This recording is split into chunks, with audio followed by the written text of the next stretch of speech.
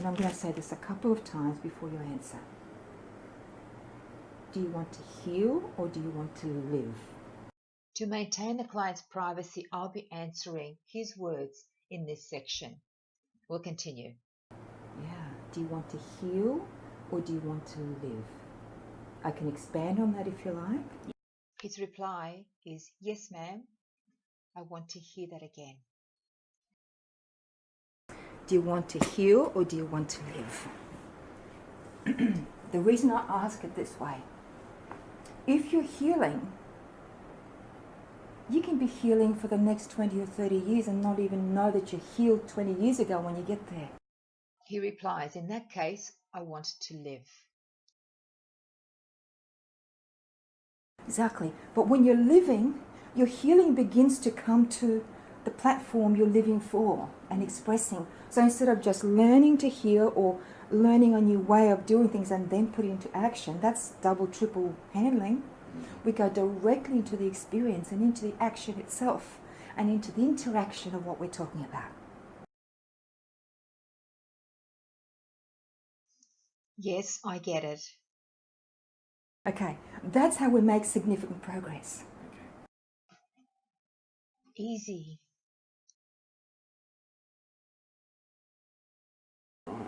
We're actually writing a script for a new movie for you. Okay. And I want to also say one more thing. If we look at what's happened to you as a gift and not something to reclaim, that means we're going back and exploring why, etc. But expanding into other territories in your mind and your body and your life that you haven't touched yet. Yeah. You following that? Yeah. Okay, great. So therefore, as you expand, then it'll start linking and healing that other bit without isolating that part. Awesome. And giving that the significance instead of the new life that we're going for as a significance. Yeah. Yeah? Yep. Beautiful. You can say it out loud if you like, because when you hear it, you've got another vibration. There is a resonance going on between your brain and your hand at the moment, but you're not actually physically aware of that until you actually say it. Okay. Let's do it. Great. I've been betrayed. I've been betrayed, and I have betrayed. And take a deep breath into your body when you say that. Do you feel a difference as you say it and write it instead of just writing? I'm just compartmentalising at the moment. Okay, good. So pay attention to that now. Okay. As you breathe into it and feel the difference that the pen feels like it has its connecting to the paper as you actually say, I've been betrayed. Okay. I have betrayed. And notice the different resonance in my body as I say that compared to what I said before. I've been numb to connection of life. I have been numb. Take a breath. I have been lost in life. I've given my sexual sacredness away.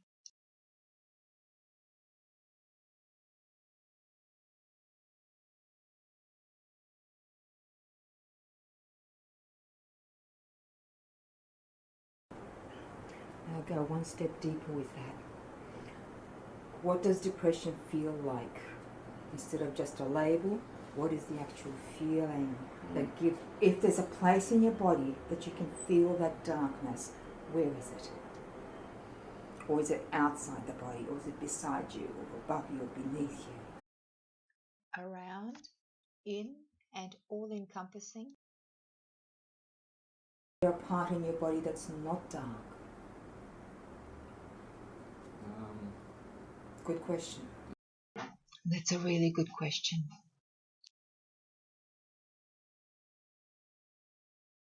Find that little crack of light somewhere. That might be my heart. Have you found a place to love? Absolutely. I can say that with absolute certainty. Wonderful. So you've got a huge darkness with that sliver of light. that you want to expand into the rest of it so you can shine a light on everything else. Would that be That is about? correct. Yeah. Do you want to say it in your words? I think the darkness and the depression and the absolute sadness and the feeling of hopelessness that I have absolutely no control over my life. Now that I have the love and the tenderness of my current loving relationship, it provides the tenderness that brings the absolute joy, and it does affect You how I want to view expand life. that light now into that. Yep. And of course, we already covered that there's darkness everywhere else, but that sliver of light in your heart is what we're focusing on right now. Are you understanding the distinction between where you were going to go and where I brought you back now? Yes. Okay. Now you can see why we're videoing and recording. Yeah. Because we can easily forget that. His reply is, if I can just bring that light in and let that permeate and be positive. Forget the positive. No, we're not going to expand on that. We're just following that light. Okay. Okay? Getting very clear.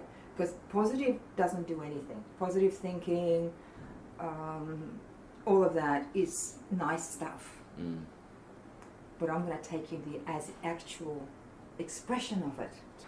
It is what it is, what it is. Yeah, and don't make it worse than it is, don't make it better than it is. Make it is what it is. And then when we got the clarity of what it is, then from there we can see far better, correct? Correct. Yeah. Yeah. So we're not going to try and heal the distortion at the moment. We're just getting very, very clear. Yeah. Happy that? Yes. Great. Absolutely. Good. Moving on. So you said PTSD. What does that feel like? Is that I'm trying to help you to identify that rather than the word. I want to help you out with this. Just bear with me for a moment. Is that the mind going back to the old stuff, and is that regret, or is it, or you're digging through it, or is it like entrapment, or is it, what is it? That's a diagnosis that I've had. I understand, and now we're getting really clear with where that diagnosis sits in you, and whether it's real or whether it actually is a word for something else that actually has a real feeling. Well, that's a really, really good question. I hear other people with PTSD and I don't liken myself to what they're going through. For you, yeah. What is it that I'm going through? It's the reliving of the trauma. So therefore you're going back to that dark place. When you say reliving trauma, you're going back to the dark place. It is not only the one incident, although predominantly it is that one incident. Other incidents that slip in, and then it's anxiety, and it's happening again and again. Let's go back to anxiety and fear. What that usually brings up is you cannot have anxiety and fear if you know the next step that you feel safe to take. Would that be correct or not? Yeah. You tell me, yeah? Okay. So therefore, let's re-identify the words anxiety and fear, because what that really means, I'm stuck where I am, and I don't know where my safety place is. So I'm stuck, I can't move out of it. The reality is I want to step out into a place that feels sure and secure and steady, but new. So therefore, because it's new, it's not going to feel totally sure and secure, is it? That's right. So we're going to get you comfortable with being in a new place that's not secure as the security we know back there, because the anxiety and the fear is the old security spot too. Yeah. Would you say that's correct? Expand on that a bit? Because I don't want to be putting words into your mouth, but I'm helping your brain start to connect with where you're at instead of just having a diagnosis. If someone's telling you that you belong in this slot and that slot, and you go, I don't belong in any of them, that's why you're here. Yeah. Just repeat what you just said. Okay, so what does that anxiety and fear feel like for you? Because that's actually a comfort zone. It's a place you know. But it's also a place that traps you. Okay, great. So back in that spot, you're not stepping out of that circle. That's great. Of the old way. Yeah. And that perpetuates anxiety because it doesn't bring anything new in. Yeah. As you said, you limit your behaviour and limit your expression. Yeah. Okay. How are we going so far? Good. Okay, what are you feeling in your body as I speak to you in this manner? Um. Do you feel you're being heard? Yes. Yeah. It's just that it's a new process for me. Of course it is, because that's Yeah. not where any therapist would take you, Mm. right? Because they want to explore the old thing. Let's go and see what gives you anxiety. Let's look at that. Yeah. Why? You're stuck there. Why the hell would you want to look at that instead of looking, this is where I want to be. What's it going to take for me to have the courage to step into that? Mm.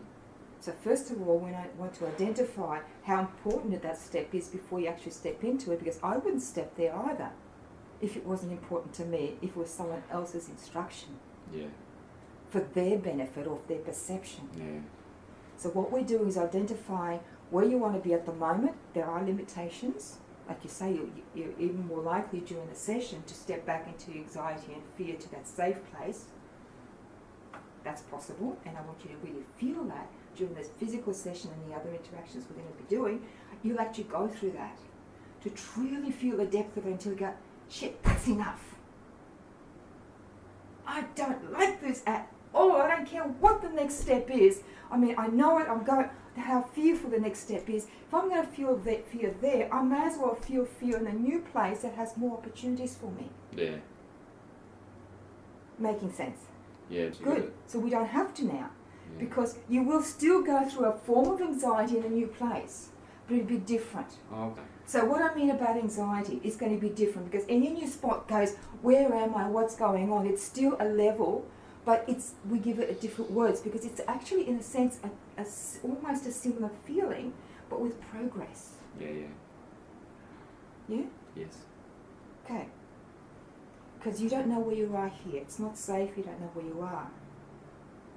Here in the new spot that you've defined you want to be, you still don't know where you are, what you really need to achieve that, because you need to explore that. Yeah. Yeah. Yeah. But you can explore it with enjoyment because you've decided to be there. Yeah. It's a Whereas back here, choice. that decision was made for you. Yeah. What was the next thing? We've done anxiety, we've done PTSD, we've done depression. I lost connection with my son.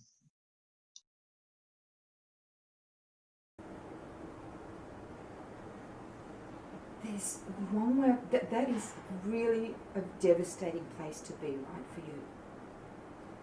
Yeah, it is. Okay. To reconnect with him from where you are is not going to work. Mm. But to reconnect with him through the progress you make, as an example of who he can grow into, because you're growing into that, can provide a connection. Do you want me to repeat that, help you out with that? That's a big thing for you. Yeah. So, first thing, you've got a loss of your son. That's part of your heart too. It's a very deep part of your heart. Look at me, look at me. When we make steps forward, when you progress and see bigger opportunities, you'll have an opportunity to present yourself differently to him one way or another. So we're stepping into that, not the old place of the loss. We have to acknowledge the loss. Look at me, stay with me. Okay, because this is a happy place we're stepping into. As you step into that new place, because you don't know what is being said to him, well, you do to some degree, but when you are becoming who you are becoming, and that can be clearly observed by him, because at 11 he's not stupid. Children see things that adults don't think they can see. The connection with you is going to be very different. When we're working on the person you're living into, because that's where we're heading, right? First we need to identify where we are, right? To appreciate where we're heading, because unless we cover that, that step's not going to make any sense, and you're not even going to want to be there. Stepping into that into life, because you also said to me about Bob Proctor and wealth, where I'm going to be helping you, getting into that life. So your focus is there. So you're going to be representing yourself to him, not in the videos you want to share to him from the place you were, but from the place you're growing into, where he'll want to reach out, or at least be very proud and go, hey, that's my dad, look at YouTube, look at his this and this, look at that. Okay? And you can actually, because there's a lot of people in your situation. and a lot of men in particular. Mm. They've forgotten.